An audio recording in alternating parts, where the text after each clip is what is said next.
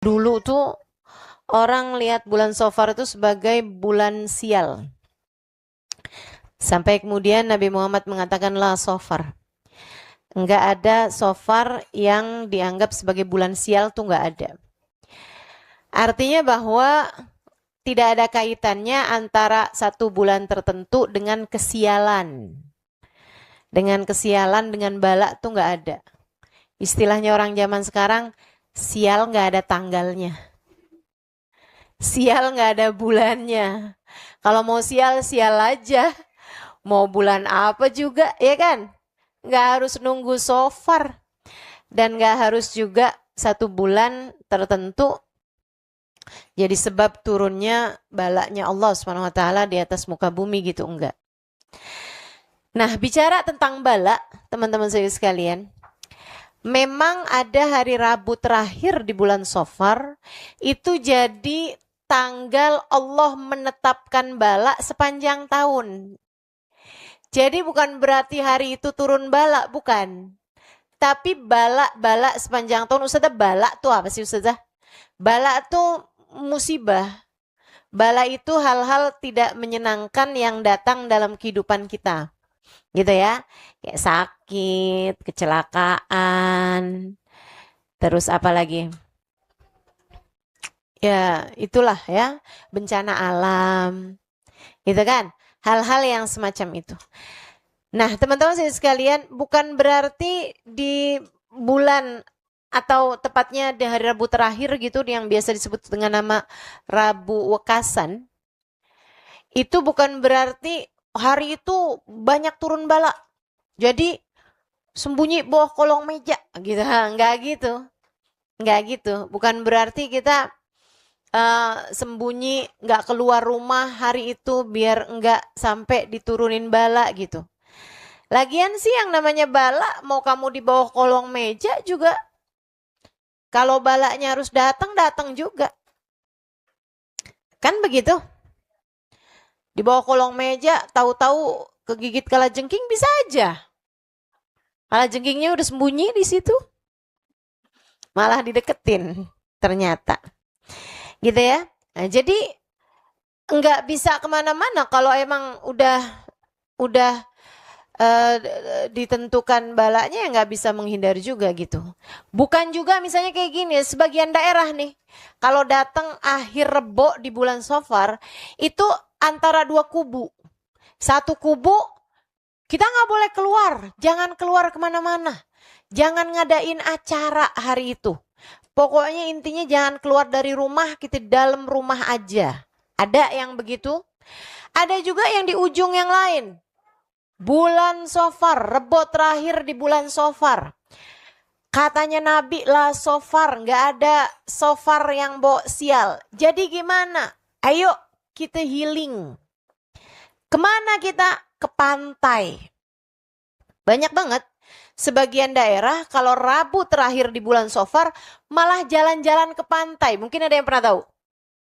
Saya tahu itu. Ada banyak, ada banyak. Orang-orang yang kalau datang Rebo terakhir di bulan Safar malah rame-rame piknik. Beneran, rame-rame piknik mereka. Pergi ke pantai biasanya. Gitu ya. Nggak ada balak-balak, nggak ada. Jadi mari kita pergi ke pantai. Itu sih kalau pemikirannya salah, bisa jadi malah nantangin bala nggak sih itu? Allah tuh jangan ditantang-tantang gitu kan.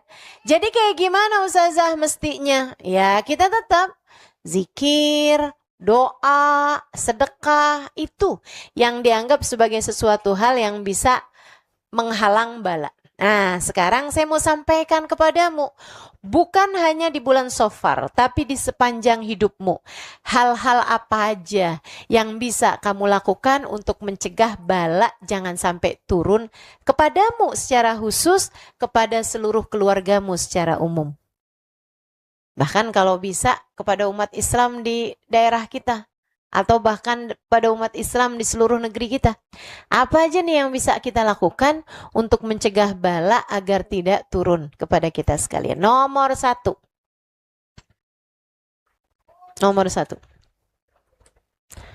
A'udzubillahi minasyaitonirrajim. Wa ma kana Allahu liyu'adzibahum wa anta fihim.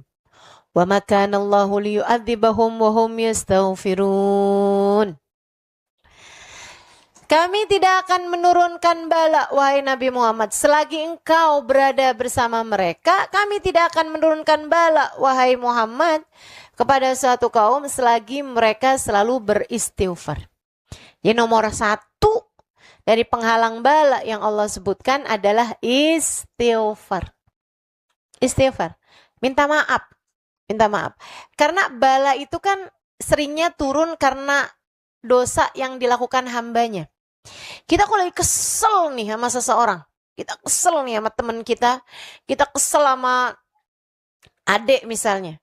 Kesel sama adik, bawaan pengen nyubit, bawaan pengen mukul, bawaan pengen jewer gitu. Adik kamu nih bandel banget, umur 6 tahun, 7 tahun. Kamu rasanya pengen mengazab dia deh gitu. Pengen ngasih bala nih sama adik kamu nih ya. Tiba-tiba adik kamu gini, maaf kak. Jadi apa nggak jadi tuh? Enggak jadi. Itu yang Allah maksudkan. Wa ma kana Allahu liyu'adzibahum wa hum yastaghfirun. Allah nggak akan menurunkan bala kepada satu kaum selagi mereka memohon ampun, selagi mereka meminta maaf, selagi mereka beristighfar kepada Allah Subhanahu wa ta'ala. Istighfar, mohon ampun.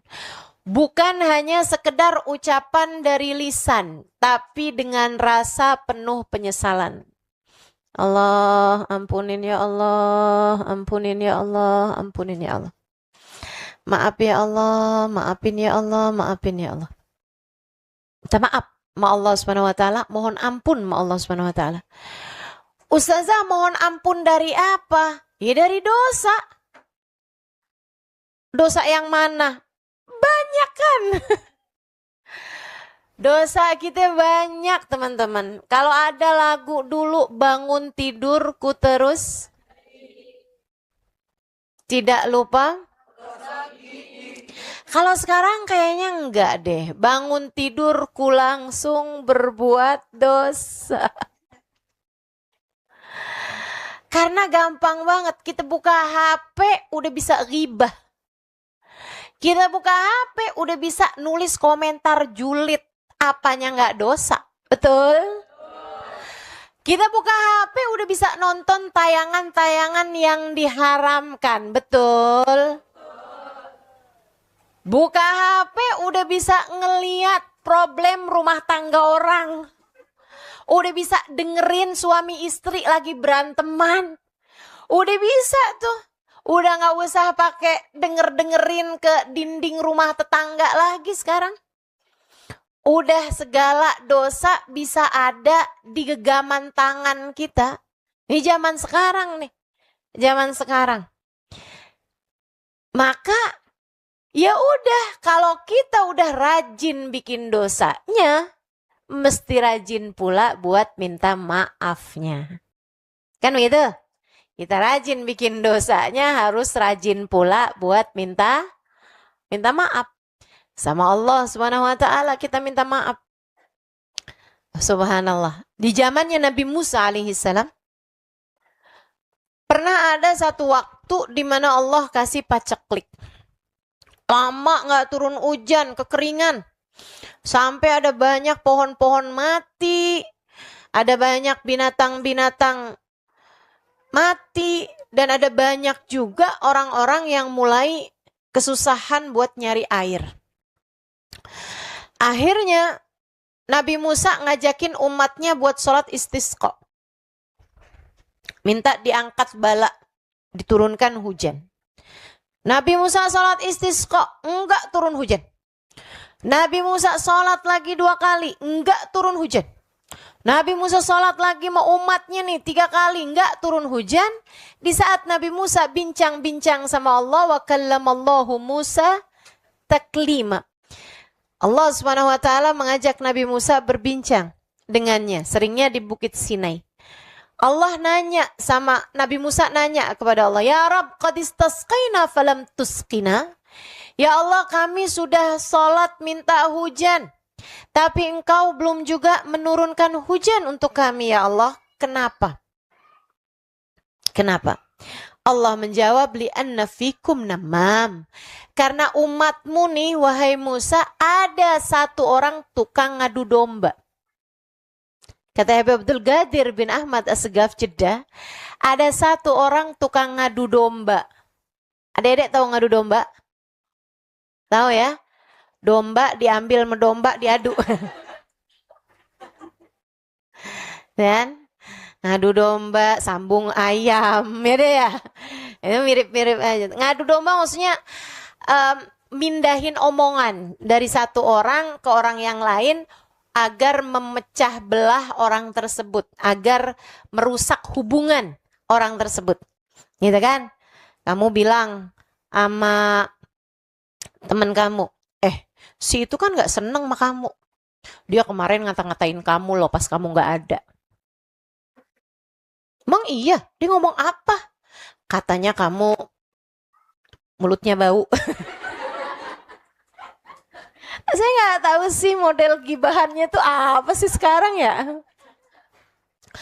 Misalnya gitu, sembarangan aja.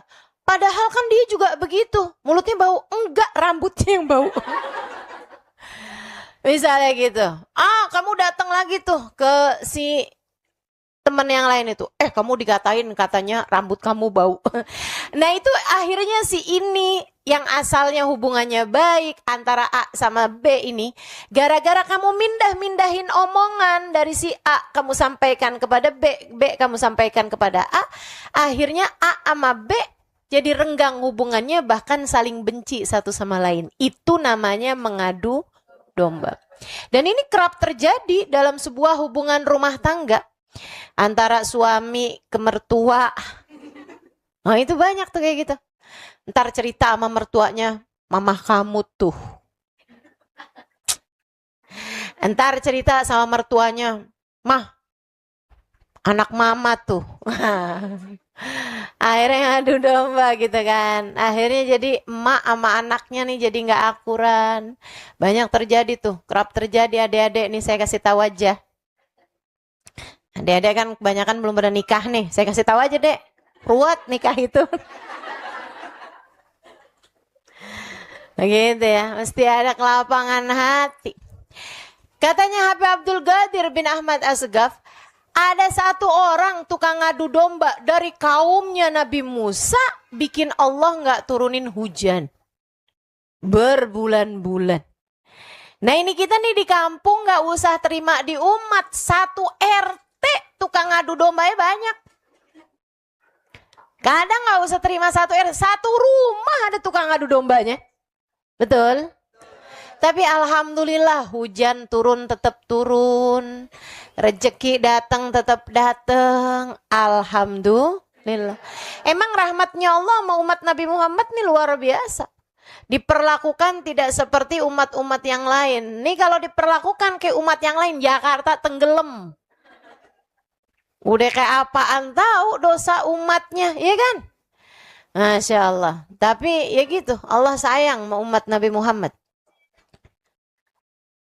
Akhirnya Nabi Musa dibilangin sama Allah, lianna fikum namam, wahai Musa, aku gak turunin hujan sama kamu itu karena di antara kalian ada satu orang tukang ngadu domba. Nabi Musa nanya dong, ya Rob siapa dia? Biar saya bisa tegur dia ya Allah, siapa orangnya? Kasih tahu saya akan tegur dia. Katanya Allah, ya Musa, anhakum anin namam wa akun namam. Anhakum anin namimah wa akun namam. Wahai Musa, apakah aku melarang kalian dari mengadu domba dan aku mengadukan si tukang ngadu domba itu kepadamu? Lah kan sama-sama aja berarti Allah ngaduin orang itu kepada Nabi Musa. Iya juga ya. Ya udah deh ya Rob kalau gitu. Nah, Nabi Musa pulang ke kaumnya dikumpulin.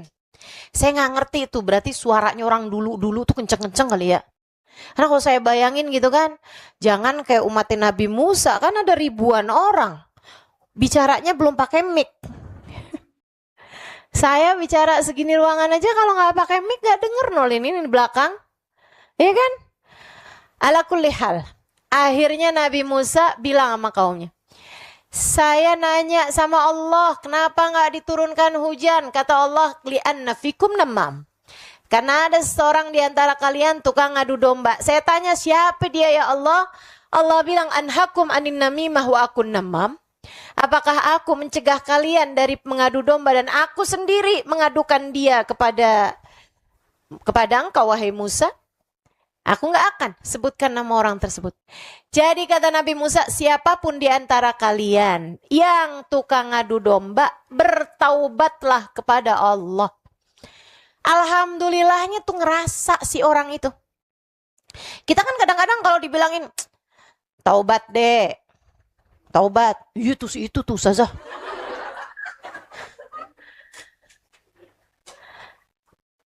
Jangan gampang marah-marah deh. Banget tuh Ustazah. Si Eno kerjaannya marahin saya mulu. Bagus dah Ustazah ngasih nasihat. Biar pada taubat. Kita tuh jarang mengalihkan dosa, mengarahkan dosa kepada kita. Kita lupa bahwa di saat jari kita menunjuk yang satu kepada orang lain, 4 dari jari tersebut menunjuk kepada diri kita sendiri. Untungnya nih orang merasa di zamannya Nabi Musa. Bayangin kalau orang yang gak ngerasa. Siapa dia ya? Bukan saya.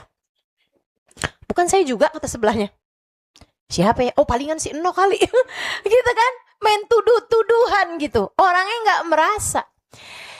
Saudaraku sekalian, adik-adik semuanya. Akhirnya si orangnya merasa. Terus dia nangis. Ya Allah, makasih. Engkau sebenarnya sangat mungkin menyebutkan namaku kepada Nabi Musa. Tapi engkau tidak melakukannya ya Allah. Makasih ya Allah. Makasih ya Allah. Aku bertaubat kepadamu. Sejak saat ini aku enggak akan pernah lagi mengadu domba ya Allah. Taubat dia. Allah segera menurunkan hujan saat itu juga. Kemudian Allah mengatakan kepada Nabi Musa, ya Musa, aku mencegahmu dari hujan karena dosanya tukang namimah.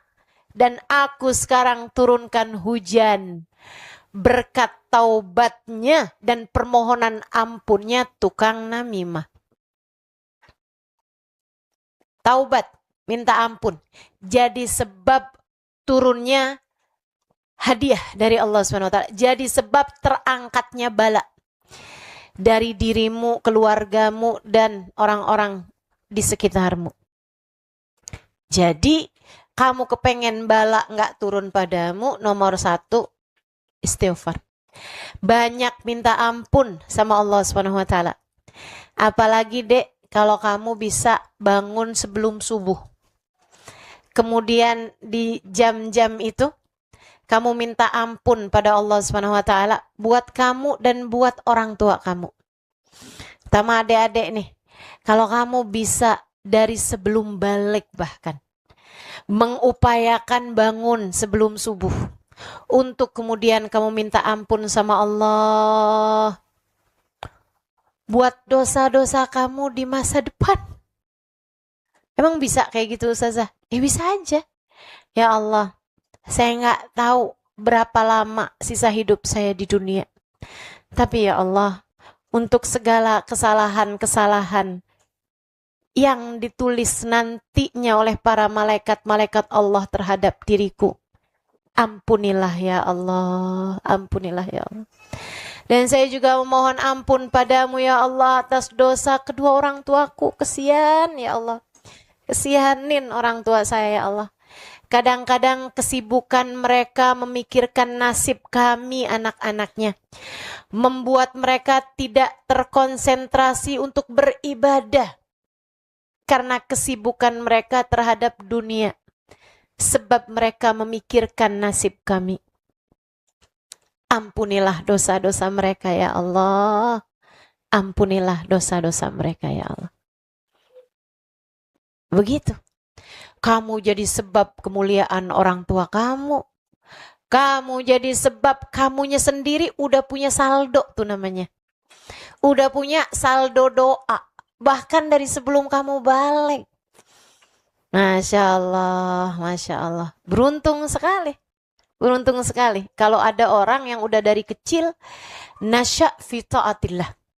Hidup berkembang tumbuh dalam taat pada Allah Subhanahu wa taala. Ini yang dijanjikan sama Nabi Muhammad di antara sab'atun yudhilluhumullah tahta dhilli arsy yauma la dhilla illa dhilluh. Orang-orang dari 7 kelompok orang yang dijanjikan ada dalam naungan arsy Allah di saat tidak ada naungan selain naungannya. Belia-belia, anak-anak muda yang bahkan diawali dari sebelum balik nasya' fi ta'atillah, tumbuh kembang dalam taat pada Allah Subhanahu wa taala.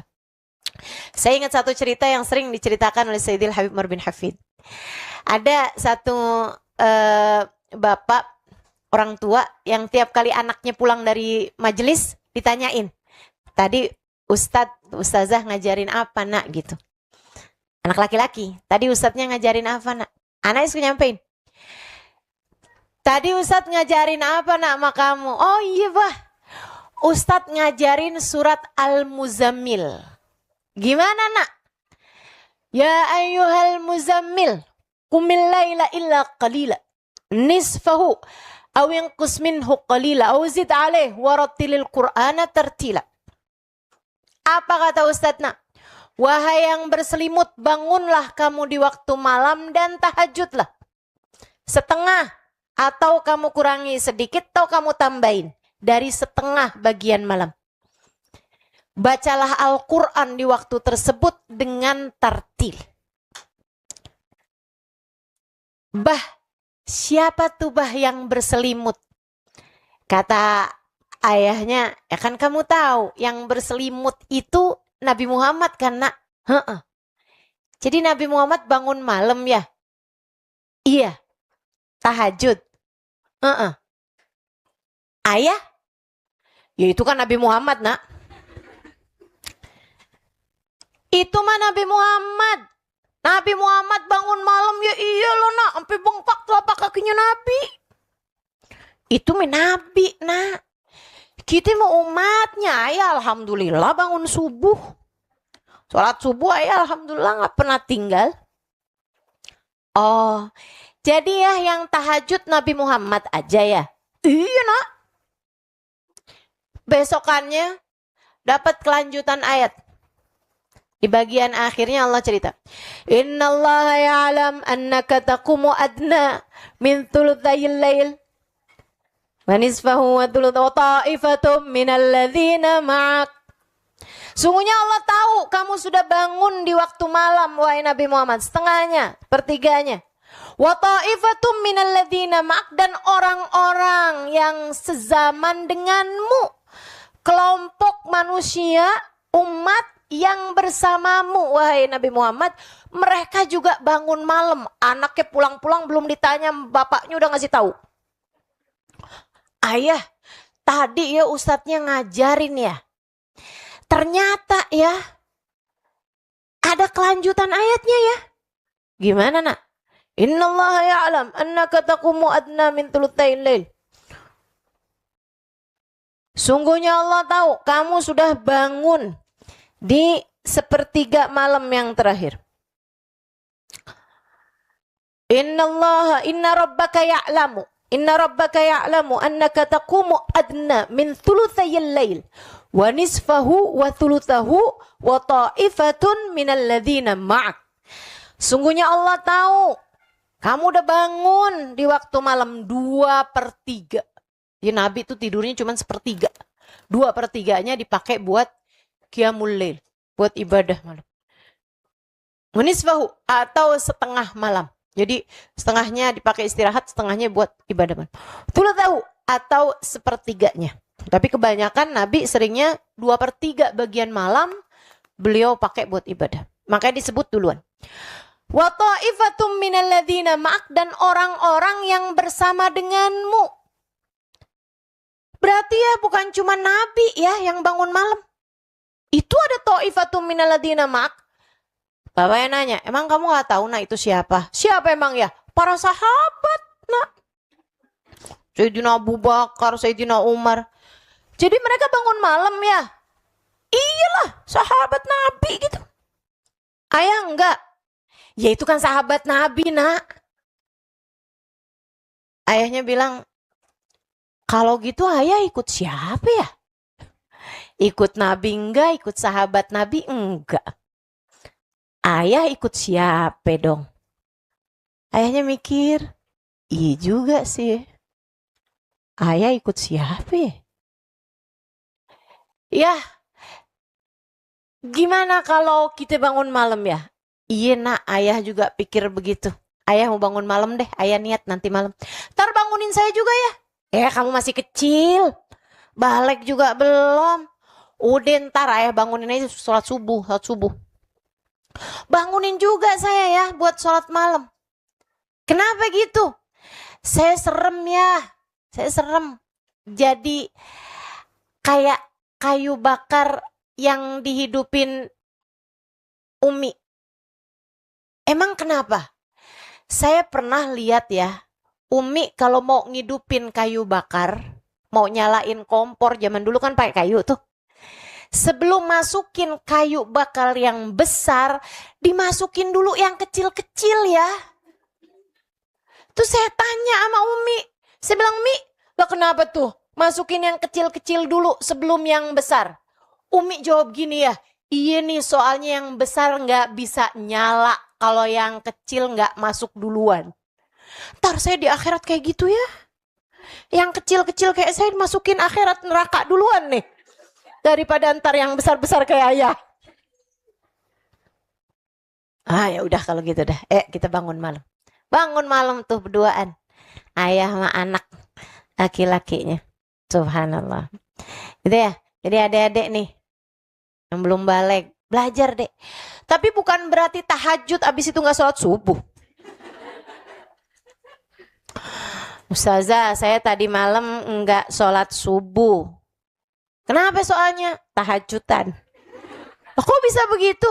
Jam 2 bangun, sampai jam 2:30, abis itu tidur. Waktunya subuh nggak bisa bangun. Bangun-bangun udah jam 7 Ustazah. Gimana tuh Ustazah? Ustazahnya bilang itu kayak orang pakai cadar tapi nggak pakai kerudungan. Lah kenapa yang sunnah dikerjain yang wajib ditinggalin? Ayo dah ya, bismillah.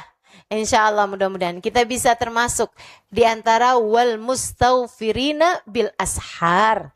Orang-orang yang memohon ampunan kepada Allah di waktu jelang subuh. Itu paling mustajab buat kita mohon ampunan. Paling mustajab buat kita mohon ampunan.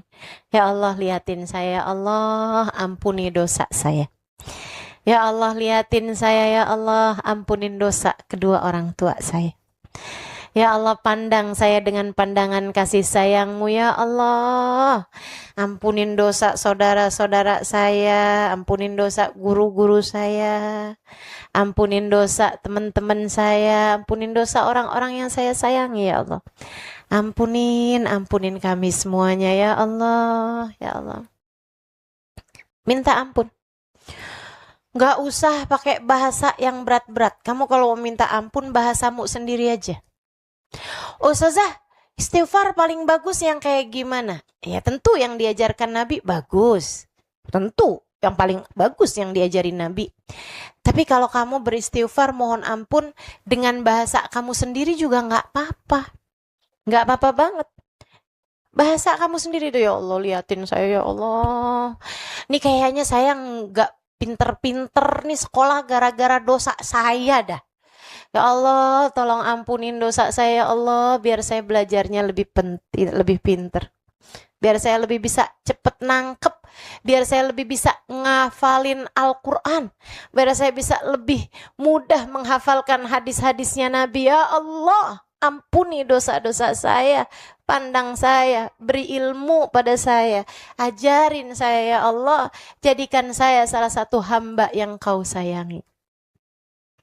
Bahasamu sendiri, doa, minta sama Allah Subhanahu wa taala, minta sama Allah. Sebutkan nama ibu kamu, nama bapak kamu. Ustazah emang Allah nggak tahu? Tahu. Tapi kita tuh kalau cinta, sebutin namanya dalam doa. Kita kalau sayang, sebutkan nama orang yang kita sayangi dalam doa-doa kita. Itu menyatukan hati. Nyatukan hati. Sebutkan nama-nama mereka. Kalau perlu saudara-saudaramu satu kamu sebutin. Ya Allah ampunin, ya Allah ampunin, ya Allah ampunin. Jadi sebab terangkatnya bala kepada dirimu, kepada keluargamu. Wa ma kana Allahu liyu'adzibahum wa anta fihim wa ma kana Allahu liyu'adzibahum wa hum yastaghfirun. Allah tidak akan menurunkan bala kepada satu kaum selagi engkau berada bersama mereka.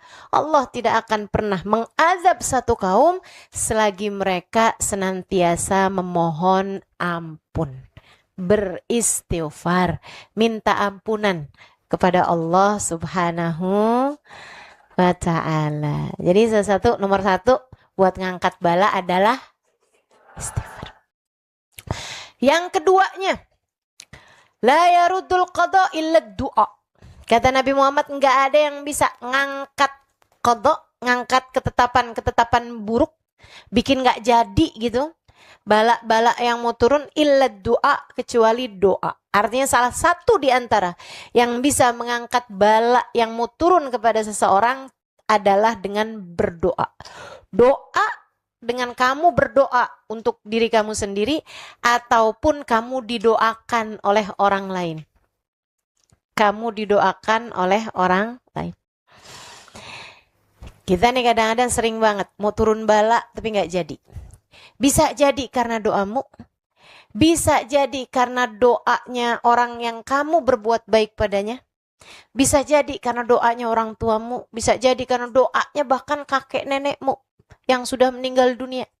Dulu waktu hidup sering kali berdoa, ya Allah angkat bala dari anak cucuku ya Allah. Nah itu kalau doanya mustajab, Allah bisa sampai ngangkat bala bahkan sampai ke 7 turunan. Sampai ke 7 turunan. Berarti ternyata ada istilah 7 turunan, ada. Teman-teman ada. Ada ucapan Allah kepada Nabi Dawud alaihissalam. Salah satu dari ayat-ayat Zabur ini ya. Ya Dawud, utlub mahabbati wa ridaya. Wahai Dawud, carilah cintaku, carilah keridhoanku. Wahai Dawud, sebab aku kalau sudah cinta kepada seorang hamba, aku berkahi dia sampai 7 turunan.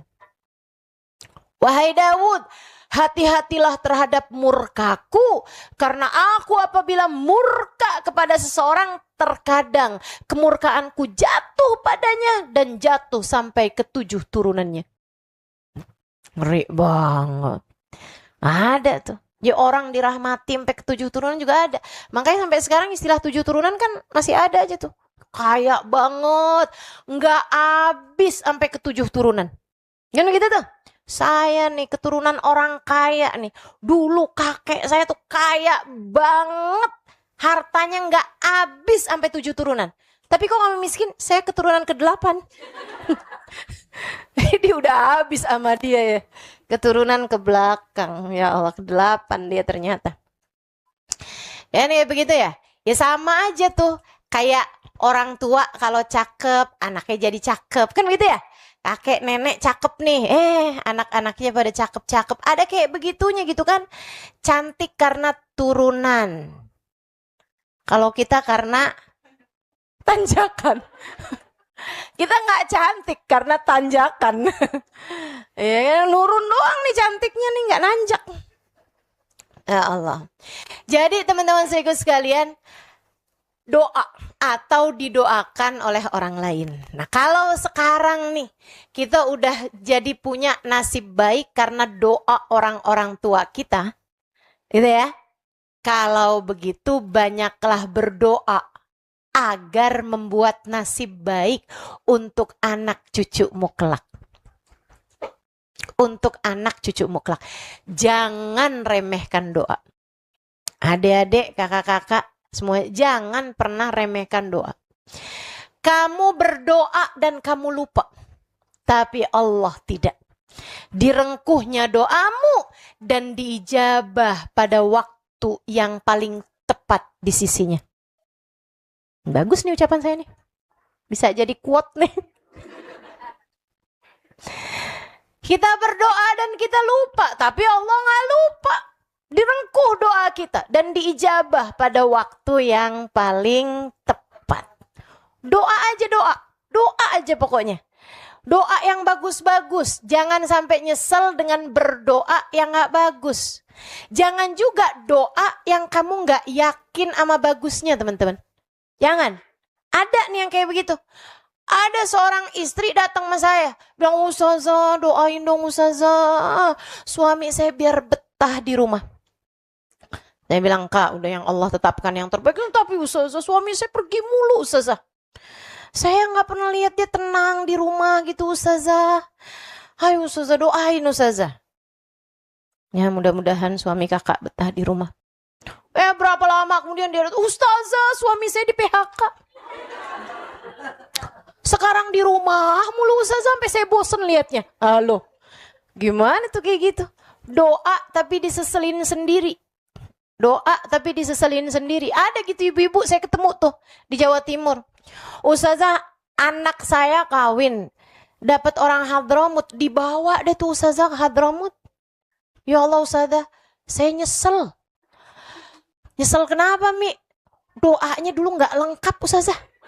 Saya bilang kenapa gitu? Iya Ustazah, lagi ada banyak ustadz-ustadz nih dari Hadramut pulang, soleh-soleh, pinter-pinter, alim-alim. Saya doa, ya Allah, anak saya Allah biar dapetin gitu anak Hadramut. Maksud saya santri yang pulang dari Hadramut Ustazah, bukan orang Hadramut asli. Salah paham deh Ustazah kayaknya.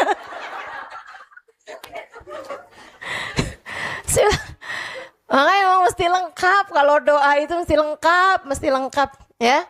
Untuk urusan-urusan dunia, apalagi kalau kamu nggak tahu bagus nggak bagusnya gitu kan.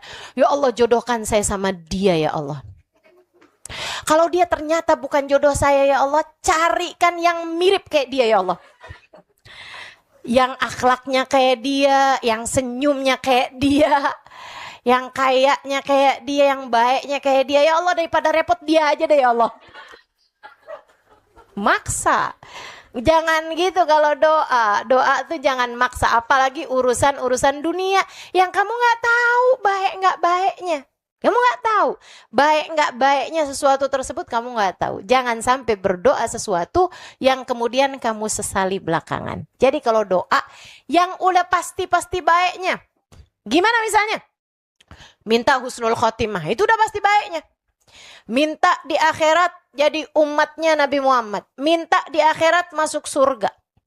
Dan kalau kamu doa minta surga, jangan tanggung-tanggung. Kata Nabi Muhammad, idza sa'altumul jannah fas'alul firdausil a'la. Kalau kamu minta surga, mintalah firdaus yang paling tinggi. Kalau ditolak turunnya Aden. Kalau kamu doa, ya Allah masukin saya ke dalam surga walaupun emperannya. Kalau kamu ditolak, masuknya kemana? Jangan, doa tuh yang enak-enak aja. Doa yang enak-enak aja. Ya Allah, walaupun mampir dulu di neraka, tapi harus surga ya Allah. Akhirnya surga ya Allah, jangan. Kamu belum tentu tahan, belum tentu kuat. Ya Allah, masukkan saya ke dalam surgamu tanpa hisab, tanpa azab ya Allah. Jangan pakai mampir-mampir ke neraka ya Allah. Apalagi transit dulu di neraka, gak pakai ya Allah. Direct aja ya Allah, direct. Langsung aja surganya ya kan. Yang barengan sama Nabi Muhammad ya Allah. Yang tidak terhalang dengan apapun ya Allah. Yang gampang masuknya ya Allah. Bersama dengan semua keluarga saya ya Allah. Minta yang enak-enak sama Allah subhanahu wa ta'ala. Itu ya kalau udah pasti-pasti bagusnya. Nah itu udah.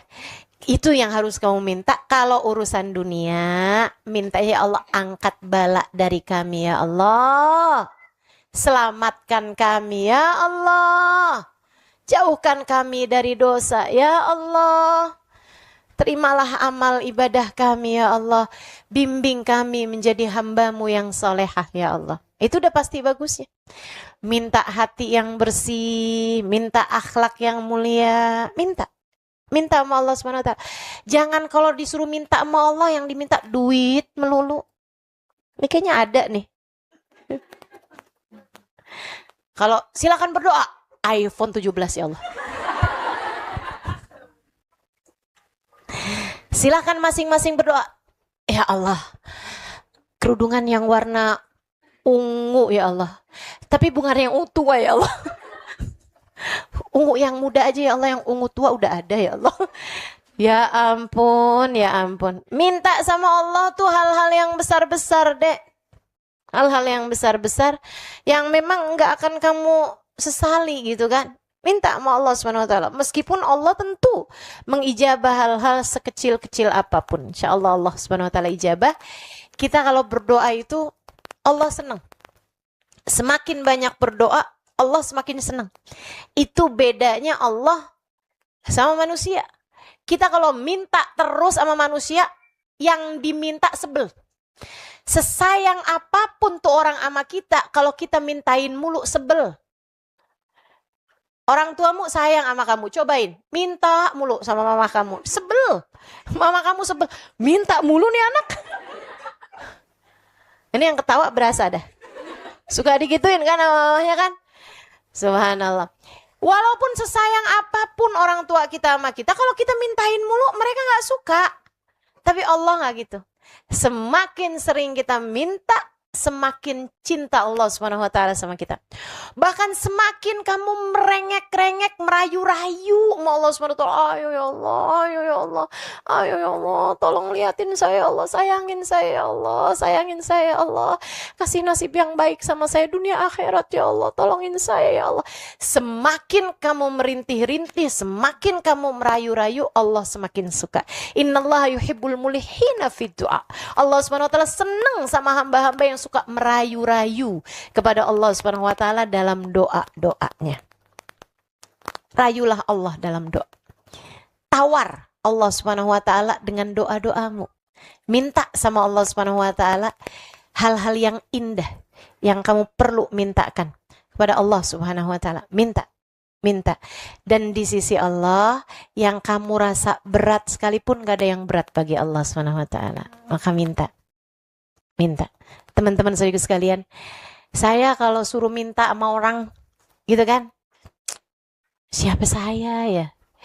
Kayak gak pantas gitu. Tapi kalau saya suruh minta sama Allah Subhanahu wa taala, berani kita. Berani. Enak kalau mintanya sama Allah Subhanahu wa taala. Dan subhanallah, Allah itu kasihnya tak terbilang, sayangnya gak pandang bulu. Alisnya tebel atau alisnya tipis, ya bulu alis ya maksud saya. Gak pandang tuh bulu, semua pokoknya dilihat sama Allah Subhanahu wa taala. Apa aja, kayak gimana keadaan hambanya, selagi masih berdoa, Allah masih berkenan untuk mengijabah. Makanya Sayyidina Umar sampai bilang, aku gak takut doaku tidak diijabah. Kata Sayyidina Umar, aku tidak takut doaku tidak diijabah. Yang aku takutkan Allah tak lagi mengizinkanku untuk berdoa. Saya tidak takut doa saya nggak diijabah, kata Sayyidina Umar. Yang lebih saya takutkan adalah Allah tak lagi membiarkanku dan mengizinkanku untuk berdoa. Sayyidina Ali justru mengatakan, man lam yuhramud doa lam yuhramul ijabah. Siapa yang tidak dihalangkan untuk berdoa, Allah tidak akan menghalangkan dia dari ijabahnya. Man wuffiqa lid-du'a lam yuhramul ijabah. Siapa yang diberi kemudahan untuk berdoa, artinya Allah sedang ingin mengijabah hajat-hajatnya. Makanya adik-adik, saya sampaikan di bulan lalu kalau nggak salah, bahwa kamu yang sekarang adalah hasil dari doamu di masa lalu. Bukan begitu? Nah, begitu juga tuh. Segitu ngaruhnya loh doa. Jadi kamu mesti nanem nih saldo doa dalam rekening kehidupanmu ini. Biar nanti di masa 10 tahun yang akan datang, kamu diberi oleh Allah sesuai dengan doamu di masa sekarang. Semoga ada waktunya. Ketika datang 5 tahun, 10 tahun yang akan datang, kamu bilang, ya ampun, ini adalah ijabah dari doa-doa saya di masa lalu. Saya berasa kayak begitu tiap hari. Karena saya doanya kayak begitu. Ya Allah, saya seneng banget ngajar. Hobi saya ngajar. Ya seneng banget ngajar. Makanya setiap kali saya ngajar, saya belajar, itu saya ngerasanya ijabah dari doa saya gitu. Ya Allah, jangan pernah halangkan saya buat bisa ngajar ya Allah. Saya seneng ngajarin orang ya Allah. Saya seneng ngajarin orang. Makanya tiap hari pegang mic kayak begini loh, lagi diijabah doa saya. Hari-hari saya adalah hari-hari Allah mengijabah doa-doa saya.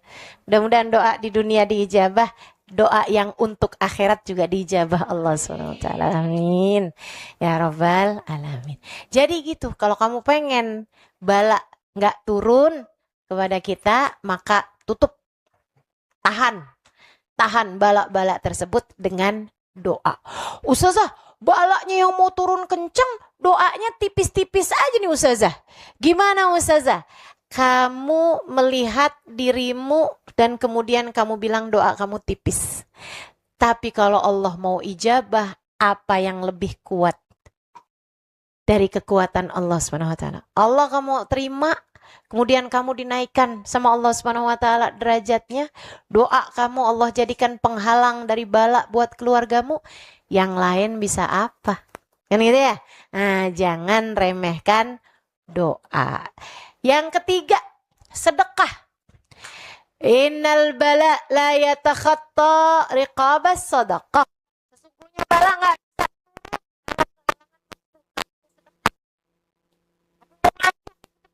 depan bidang. Dadanya bidang, pundaknya gede. Oh, kamu mau maju nggak bisa-bisa nih. Kamu nggak maju nggak bisa-bisa. Demikian pula dengan takdir buruk, bala-bala mau turun. Kalau kehalangan sama pundak namanya sedekah, dia akan mencegah kamu dari tertimpa bala tersebut. Maka jadikan sedekahmu menghalangkan bala yang mau turun. Nabi Muhammad bilang begitu, makanya sampai sama Nabi Muhammad, bakiru bis sadaqat.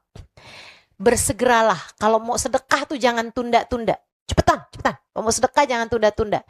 Ya satu, karena memang bala itu mencegah, sedekah itu mencegah bala. Sama yang kedua, setannya gede, urusan sedekah tuh setannya gede. Kita udah mau nih niat nih, kesian nih orang, saya mau ngasih ya 100.000. Buka tas 50 aja kali ya. Abis itu orangnya tambah deket, udah gitu panggil tambah deket. Kayaknya banyak deh yang kayak beginian. 20 aja kali ya. Pas buka kaca mobilnya yang kamu kasih 10.000. Pernah begitu? Nggak pernah Ustazah. Jangan-jangan nggak pernah sedekah. Ayo deh belajar buat sedekah. Tenang, ma naqasmal minas sedekah. Kata Nabi Muhammad, nggak pernah berkurang harta karena sedekah. Bal yazdad. Nambah pasti. Kata Nabi Muhammad begitu. Makanya jangan takut buat sedekah, karena harta nggak akan berkurang dengan disedekahkan. Itu ya, halangkan bala yang mau turun dengan sedekah. Nggak harus nunggu punya duit banyak. Kamu dikasih jajan berapa, ada temen kamu yang gak dikasih jajan sama orang tuanya, yang kamu lihat, aduh kesian banget nih, kamu kasih. Bahkan gak harus uang, kamu mau makan gitu kan. Jangan kalau mau makan, sebelah ada yang datengin kamu, langsung kamu tutup lagi. Mau bawa bekalan apa? Enggak bawain. Enggak gitu kan. Nah, kita ajak serta orang di sekeliling kita buat menikmati apa yang kita punya. Karena orang kaya bukan yang punya banyak, tapi yang ada banyak orang ikut menikmati kekayaannya tersebut. Nah, itu orang kaya. Selebihnya, kalau nggak pernah sedekah, dia bisa jadi orang paling miskin. Sebab orang paling miskin adalah orang yang nggak punya apa-apa selain uang. Dia punya duit doang, punya pahala sedekahnya nggak ada. Punyanya cuma duitnya doang. Berusaha buat nikmati sendirian, abis-abisan. Kalau sama orang lain pelit banget. Ada tuh yang begitu. Kamu jangan sampai salah satunya. Kamu jangan sampai jadi salah satunya. Belajar buat berbagi. Gitu ya dek ya. Belajar buat berbagi. Sama teman-teman kamu bagi. Ya kamu punyanya berapa ya kamu bagi gitu kan. Jangan juga kamu bagi semua sama orang sampai kamu sendiri susah gitu kan. Pulang-pulang akhirnya karena duitnya udah habis, jalan kaki. Nyampenya malam. Tanyain sama mamahnya, kok kamu jalan kaki nak? Akhirnya panas. Kecapean. Besokannya tipes. Ya. Nggak gitu juga gitu kan. Kita kalau mau ngerjain kebaikan ada hitung-hitungannya. Ada hitung-hitungannya. Begitu ya. Makanya urusan sedekah itu juga memang sama Allah dipesenin. Wala tusrifu. Jangan juga berlebih-lebihan. Gitu ya. Insya. Paling terakhir biar gampang dah. Ya. Tadi apa coba sebelum saya akhir ini? Kedua apa tadi? Doa. Ketiga sedekah. Dan yang keempat yang kata Allah Subhanahu wa taala, wa ma kana Allahu liyu'adzibahum wa anta fihim. Kami tidak akan menurunkan azab kepada satu kaum selagi engkau wahai Nabi Muhammad ada di tengah-tengah mereka. Apa tuh? Kehadiran Nabi Muhammad sallallahu alaihi wasallam. Ustazah, tapi kan Nabi Muhammadnya sudah wafat, Ustazah. Betul. 1400 tahun yang lalu. Betul. Tapi kamu tetap bisa menghadirkan Nabi Muhammad di dalam hatimu. Sebab cinta kepada Nabi bukan soal jarak waktu dan ruang. Cinta kepada Nabi adalah soal rasa. Ketika hatimu mencintainya, maka beliau menjadi dekat denganmu meski 1400 tahun jarak terbentang antaramu dengannya dan meski ada ribuan kilometer jarak antara kita dengan beliau. Nabinya masukin dalam hati kami. Allah akan angkat bala dari dirimu itu. Gak bisa. Nggak bisa ada orang diturunin bala dari Allah kalau di dalam hatinya ada Nabi besar Muhammad. Itu janji Allah. Wa ma kana Allahu liyu'adzibahum wa anta fihim. Allah nggak akan menurunkan satu azab pada satu kaum selagi engkau wahai Nabi Muhammad berada di antara mereka. Adik-adik saudaraku sekalian, terakhir saya mau cerita.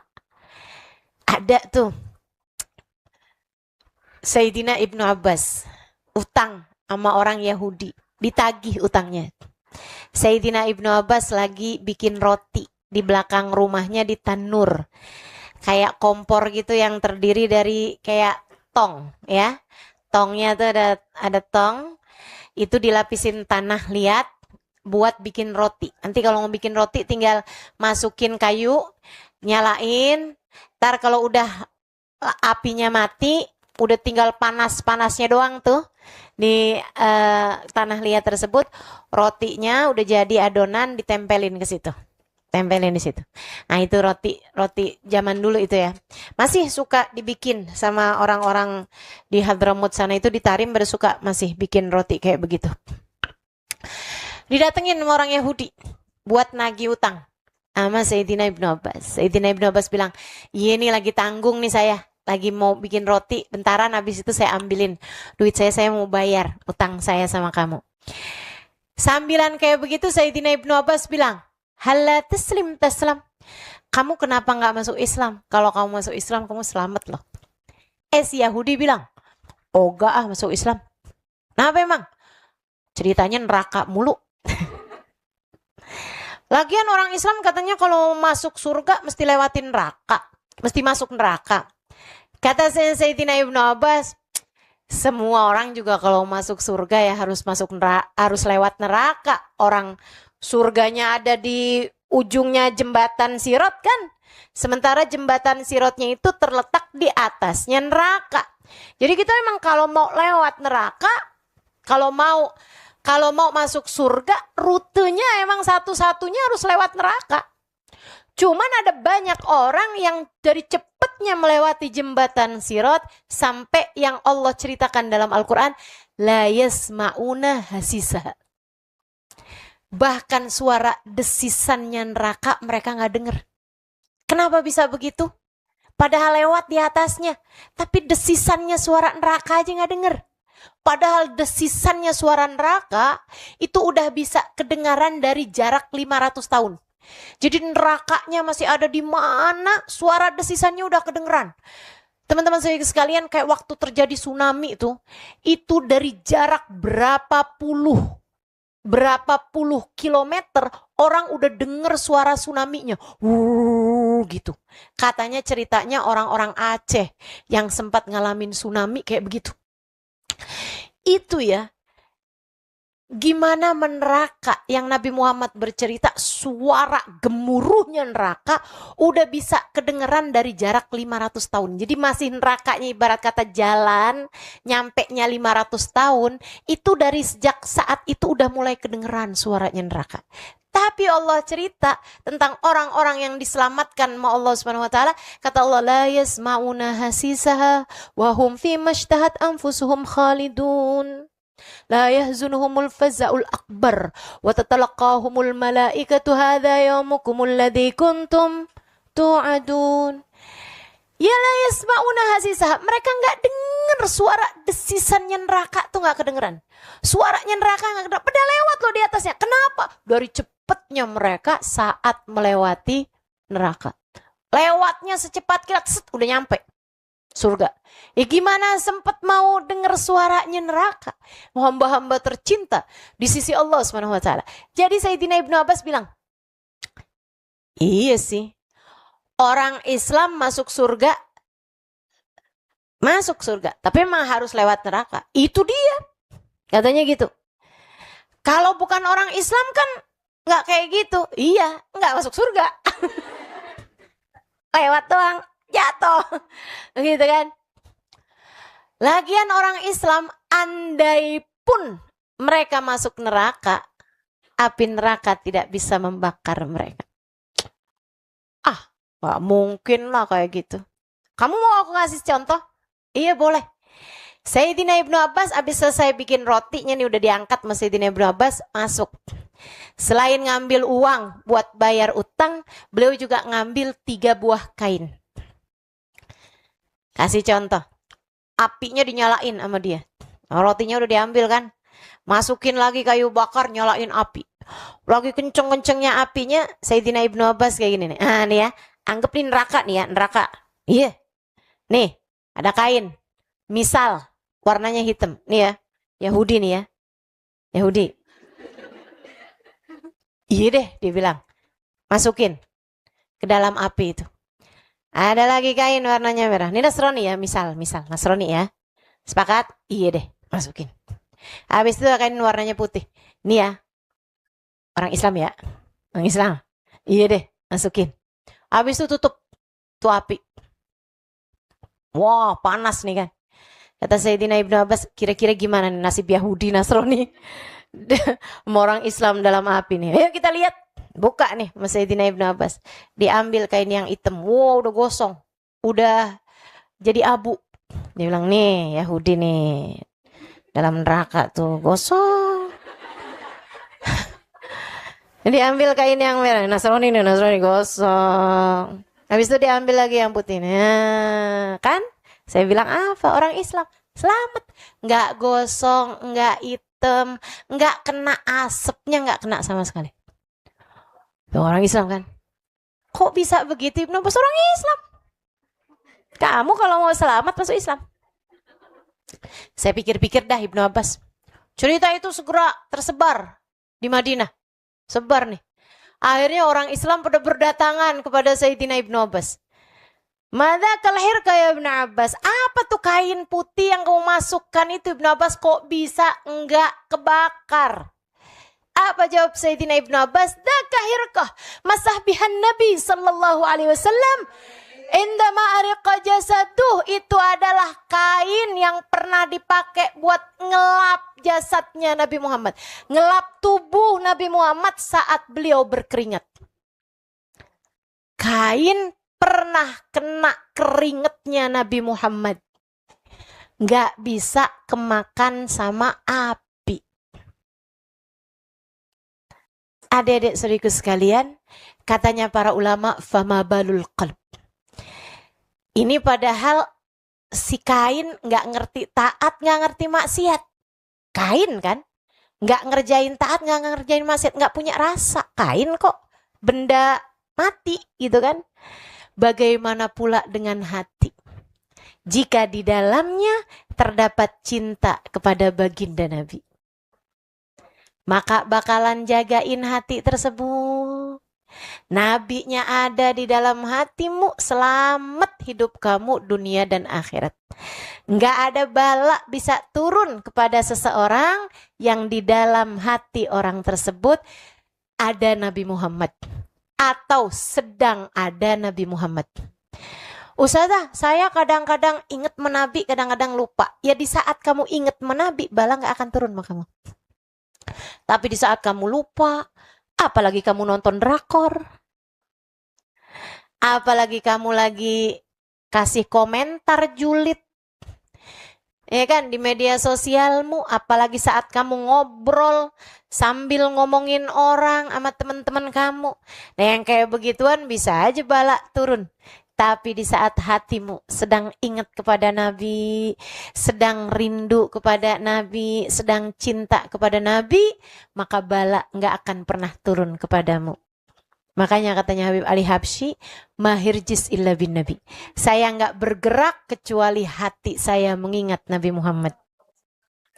Itu sebabnya bala nggak pernah turun kepada Habib Ali Habsyi, yang bahkan balanya tersebut itu terhalang juga bukan hanya kepada Habib Ali Habsyi, tapi juga kepada seluruh keluarganya. Bahkan melebar kepada tetangga-tetangganya. Bahkan melebar sampai kepada warga Sewun semuanya.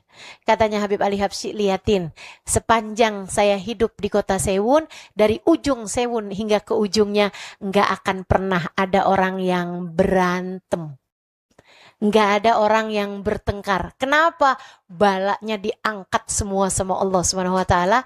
Berkat Allah Subhanahu wa taala melihat cinta di dalam hatinya Habib Ali Habsyi yang begitu besar kepada baginda Nabi besar Muhammad sallallahu alaihi wa ala alihi wa sahbihi wasallam. Maka adik-adik, halangkan bala dengan keempat hal tersebut untukmu dan untuk keluargamu. Semoga Allah Subhanahu wa taala menghalangkan semua bala dari kita semuanya. Selamat semua insyaallah. Selamat semua insyaallah dunia hingga akhirat. Ala hadhihi niyyah bi kunniyatin salihah wa ila hadratin nabi al-Fatihah.